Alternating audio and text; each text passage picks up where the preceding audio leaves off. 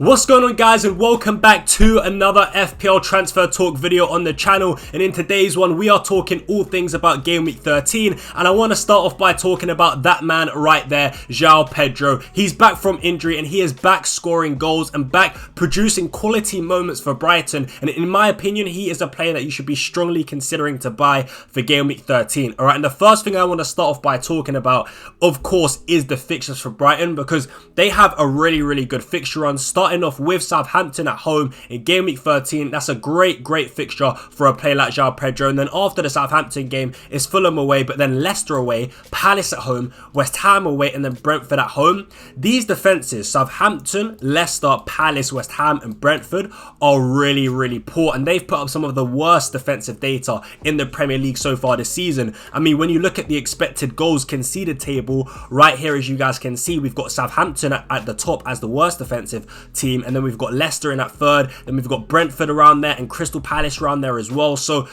Brighton and Joao Pedro, Brighton and Joao Pedro is playing against some of the worst defenses in the Premier League. So in my opinion, it's a really good moment to bring in Joao Pedro. And to be honest with you, if you bring in Joao Pedro now, I actually look at him as almost like a season keeper. Even after the Brentford game, right? He's then got Villa, Arsenal, that's tough, but then it's Ipswich United, Everton and Forest. So like, you can really keep him for the long term, and like I said, because he's so cheap, even when he does have like a tough game, you're most likely going to be in a situation where you can sort of rotate him in and out of the team when necessary. So yeah, I just think Joao Pedro is great. And look, the thing is for me with Joao Pedro, now that he's back from injury, we know he's going to start games, we know he's going to get pretty much 90 minutes, and he's on penalties as well. So for me, there just isn't a reason not to go with Joao Pedro. I wish I went for Joao Pedro. Unfortunately, I bought in Danny Welbeck this week, and that was because I didn't actually think Joao Pedro was fit enough to start so soon after coming back from injury. So yeah, look, if you're in a position where you've not got a Brighton attacker yet, maybe you've got someone like Raul Jimenez who's got difficult fixtures coming up and you're looking for a replacement, I think moving off a Raul Jimenez to like a Joao Pedro is the play in my opinion, because I think Joao Pedro is the player to go for me from this point onwards. I think he is potentially, I think right now we are speaking about potentially the best value price player in the game, right? I mean, at his price, for what he gives you, absolutely incredible. So yeah, I really am a big fan of Joao Pedro. Really do like him as an option. Brighton are a really good attacking team, and his underlying data as well is pretty decent, right? Of course, he's got the 4 goals and 2 assists so far this season, but he's got 0.42 expected goals per 90 and 0.30 expected assists per 90. So overall, it's 0.72 expected goal involvement per 90, which is really strong data again, for someone for that price. So yeah, look, he's always going to be in and around and involved in the goals for Brighton. So I really do like Joao Pedro as an option. So I also wanted to speak to you guys about the Arsenal players, and in particular Bukayo Saka, Gabriel and David Raya, because in my personal opinion, these are the best 3 Arsenal players to own for the foreseeable future, and I'll get onto that in a second. But first things first, I really do want to speak about Arsenal's performance against Nottingham Forest, because in my opinion, it was an absolutely fantastic performance, and with Odegaard back in the side, we can clearly see the difference with how Arsenal play, right? They dominated the game, they controlled the game, they created chance after chance after chance, and Bukayo Saka was really linking up well with Timber and Odegaard, right? We can see the clear difference with Arsenal defensively, but also going forward as well with Odegaard back in the side. So with that being said, I really do think the Arsenal players are going to provide such good value in the upcoming game weeks, because look, first things first, right? The fixtures for Arsenal are absolutely fantastic, right? West Ham away, we've seen how poor West Ham are defensively under Lopetegui. So look, I do think Bukayo Saka can absolutely just go crazy in a game like that, and I do expect Arsenal to win pretty comfortably against West Ham. After that, it's Manchester United. Look, yes, we've got a new manager, but I'm not gonna lie, we didn't really play that well against Ipswich, so I wouldn't be surprised if Arsenal do dominate, control that game, and probably win the game. As much as it hurts me to say that as a Manchester United fan, that is just the reality. So look, that's another good fixture for Arsenal in my opinion. Then it's Fulham,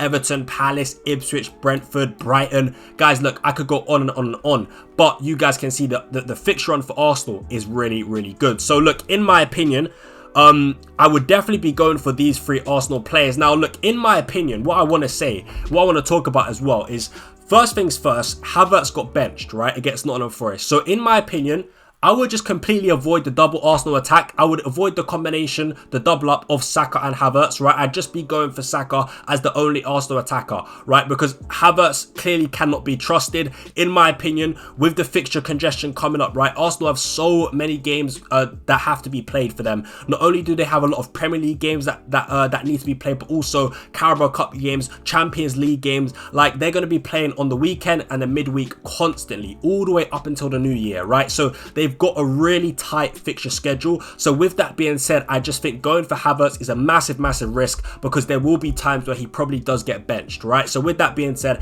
I would definitely avoid Kai Havertz if you don't have him in your team. I wouldn't be actively looking to buy him, because like I said, the fixture congestion that Arsenal have is absolutely ridiculous. So yeah, that's my opinion on Kai Havertz. That's personally why I wouldn't go for him. And something that was interesting as well is Timber and Calafiori starting. Now look, for me, I think the reason I've not got Timber down on this list with the Arsenal picks and Calafiori is because, like I said, with the fixture congestion that Arsenal have, I do still feel like it is a little bit risky going for the likes of Timber and Calafiori, because they could get the odd benching in the Premier League, right? Especially with Timber just coming back from an ACL injury, being out for so long. I don't know if his body can handle so many games back to back. So look, we could see maybe Timber start in the Premier League games and then being benched in the midweek games like the Champions League and the Carabao Cup games, but I'm just not too sure, right? So I just feel like it's a little bit of a risk. So I personally wouldn't go for Timber. I even considered Timber for my own team, but I decided against it because I just personally thought it was a risk. If you are willing to take that risk, or you've not got enough money to spend on a Gabriel, then maybe going for Timber at his price is a good option, right? Because I'm not gonna lie, right, Timber value-wise could genuinely be so good because he is cheap. And one thing I do like with Timber, right, with what I saw in the performance against Nottingham Forest, his positioning was so good from an FPL perspective. He was finding himself in the box a lot of the time, and he was combining really well on that right hand side with Saka and Odegaard, getting into some really good positions. He even got a goal that was disallowed. Like, I actually do like Timber from open play. I think he gives you a lot of threat because of the positions and the spaces that he picks up. But like I said, I just feel like he's a minutes risk. So with that being said, I would probably stay away from Timber, but yeah, it's a tough one. It's just a risk, in my opinion, because look, you could see Partey playing that right back. So yeah, for me, I would probably just avoid. I would probably just avoid for now. As much as it kind of hurts to say it, because I do think there is potential there with his price. But yeah, I would definitely probably avoid. Probably that doesn't make sense. But yeah, I would probably avoid Timber and Calafiori for now. I think just, you know, playing it safe with Gabriel and Raya is definitely the play to go, in my opinion. But another thing that I wanted to talk about with Arsenal is, look, for me, I do think it's worth going for the triple up on Arsenal, but more so the double Arsenal defense with Bukayo Saka as your Arsenal attacker. I think Arsenal's defensive numbers in the recent games has really picked up. And look, I just want to show you this quickly. So if we look at their expected goals conceded recently, right, it's looked really strong. Their numbers are looking nice, I'm not gonna lie. So look, against Nottingham Forest, they had an expected goals conceded of 0.33, which is absolutely incredible. Against Chelsea, they did concede quite a few chances, but then against Newcastle, even in that game, right, they actually did they did nullify Newcastle to an extent, only conceding 0.53 expected goals. Against Liverpool, 0.85 expected goals. Of course, in the Bournemouth game, it was a red card, but I do think in recent times, Arsenal defense is slowly picking up. And look, over the course of the season, according to expected goals conceded, they've also got the second best defense in the Premier League after Liverpool. So with that being said, I do like double Arsenal defense. I would definitely be going for two Arsenal defenders, man, because I think Arsenal moving forward with the fixtures they have, with the players they've got back from injury like Odegaard, I think we're going to see a massive improvement from Arsenal going forward, but also defensively. So look, with that being said, as a whole, I think these three Arsenal players should genuinely be considered, right? Because I think all of them can provide such good value. So let's talk about Matheus Cunha, guys, because in my opinion, this is a player that you should be strongly considering to buy for Game Week 13. It's as simple as that. He is in great form right now. He's got 3 Premier League goals, 2 assists in his last 2 Premier League games. He is just absolutely incredible. Like, first and foremost, I just want to say that his talent is absolutely insane. Some might even say he's too good to play for a team like Wolves. But look, first things first, as I said, he is a great footballer. And that's what you want with a player in your FPL FPL team. You want actually good Premier League players, right? And Matheus Cunha is exactly that. I mean, look at the goal. Look at the goal that he scored. Both goals against Fulham were absolutely fantastic. The first goal is ridiculous. The touch from the pass from Lamina is just pure class. Absolutely brilliant, right? And then the finish after that is amazing. And then the second goal as well that he scored against Fulham was, again, just pure class. I mean, this is what he gives you, right? With a player that has this type of talent, he will produce those quality moments, right? Even the goal against Southampton, for example, the long shot, the shot outside the box, again, that's what he gives you, right? Because he is just simply that good. So look, with that being said, in my opinion, it's as simple as this. You need to be looking to buy Matheus Cunha for Game Week 13. Look, I don't have Matheus Cunha. I went for Strand Larsen instead because I couldn't really afford Matheus Cunha. But look, for me, I feel like you just have to almost prioritize buying Matheus Cunha at this point, because the fixtures only just get better from this point onwards. I mean, he's got Bournemouth to play, Everton, West Ham, Ipswich and Leicester. So he's still got the best fixtures ahead of him, which is why, in my opinion, he is just genuinely one of the best players to own right now in the game. We know he's going to start. As I said before, we're entering a period where, you know, there's a lot of fixtures to be played, right? We're in a fixture congestion period. And with that period, with being in that period, you kind of want players that you know are going to start. Matheus Cunha can give you that as well, right?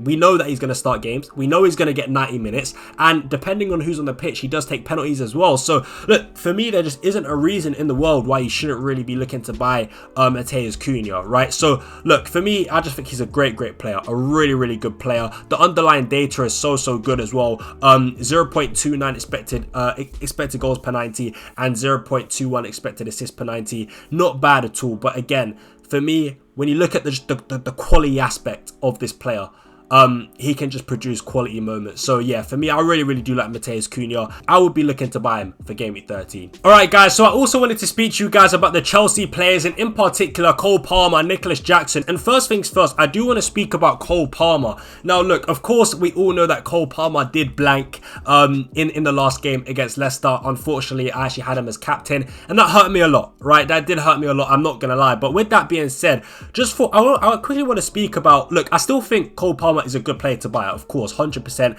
When you look at the upcoming fixtures, right, they're absolutely fantastic. Aston Villa, Southampton, Spurs, and then Brentford, Everton, Fulham, Ipswich, Palace. Like, I could go on and on, but the long-term fixtures for Chelsea are absolutely fantastic, right? I think you guys can see that. So I do think Cole Palmer is a good player to buy, definitely for Game Week 13. But something I quickly wanted to talk to you guys about is just something I noticed in the Leicester game, and I hope this doesn't continue, but what I will say is, yes, I know he could have scored. He did get very unlucky. Madueke blocked his shot that was clearly going to be going in, right? So that is unfortunate. But aside from that chance, right? Aside from that chance that Madueke blocked, Cole Palmer didn't really have a lot of chances. He didn't really have a lot of goal scoring opportunities, and he didn't really create a lot of chances for his teammates. So with that being said, what I noticed in that game a lot whilst watching that game live is that he kept dropping deep, a little bit far too deep for my liking. Like, I noticed that he was dropping really deep inside his own half and picking up the ball off his centre backs. And that's not what we want from Cole Palmer. And I just hope that doesn't continue, because I feel like that's a massive reason as to why Cole Palmer didn't really have a high volume of chances, right? He didn't have a high volume of goal scoring opportunities. He didn't have a high volume of sort of chance creation in that game against Leicester. I feel like that one shot that got blocked from Madueke was his only good chance in the game. And as I said, he kept dropping really deep, picking up the ball off Levi Colwill, picking up the ball off Badiashile. I really don't.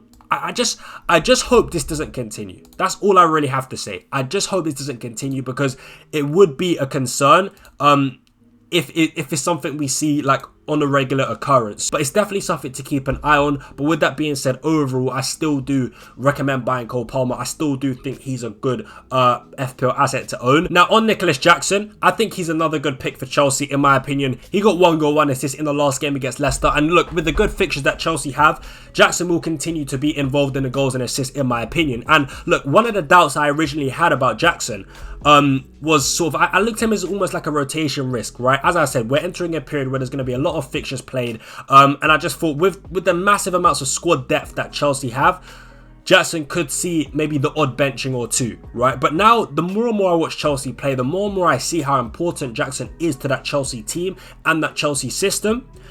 in a Premier League game, I don't actually know if Maresca will rotate Jackson. Like, maybe, yes, we might see some early substitutions in certain games, but I don't think he'll outrightly be dropped. I don't think he'll be benched. So with that being said, from a benching perspective, I think we can ignore that now. I really do think Jackson is just sort of a key player for Chelsea, and we'll play all these games during the tough, not the tough, but during the amount of fixtures that Chelsea have in the December period, right? So I don't think that's a cause for concern, but there is one cause for concern, and that is the fact that he is on 4 yellow cards. Now, look, with Jackson being on 4 yellow cards, it's funny because this does happen sometimes where a player's on 4 yellow cards. We avoid that player because we expect them to get another yellow card, so we avoid them. But they end up actually not getting. They end up not actually picking up that 5th yellow card, and they then just continue to score goals week in, week out. And I feel like that could end up happening with Jackson. So look, my opinion on the yellow card situation is this.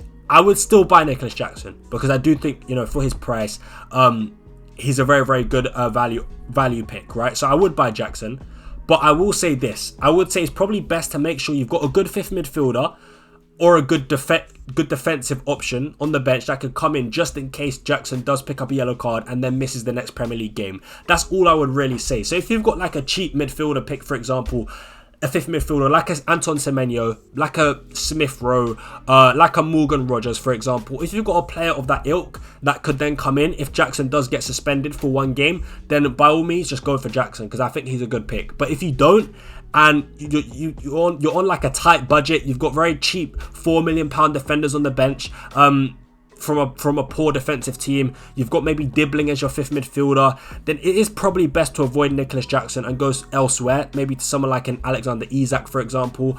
But yeah, or a Mateus Cunha, for example. But yeah, look, all in all, I do think Jackson is a good pick. It's just that the fact that he's on 4 yellow cards could be a cause for concern. But like, as I said, overall, I really do like Jackson. So I quickly just wanted to give you guys my opinion on whether or not you should be looking to sell Raul Jimenez for Game Week 13. Now, first things first, I do want to say, for me, it all depends on your team structure and your team setup. But with that being said, let's quickly just have a look at the fixture run that Fulham do have, right? So we can see here the fixture run isn't necessarily easy, and it's pretty tough to be brutally honest, right? He's got Spurs away in 13, then he's got Brighton at home, but then Arsenal at home, Liverpool away, Southampton, but then Chelsea away. So when you look at the next 6 games, right, the next 5 to 6 games, it does look really tough for Fulham. Now, for me, what I will say is if you're in a situation, if your team structure is in a position where you've got almost like a good 5th midfielder where you could sort of rotate Jimenez in and out of your team when necessary. So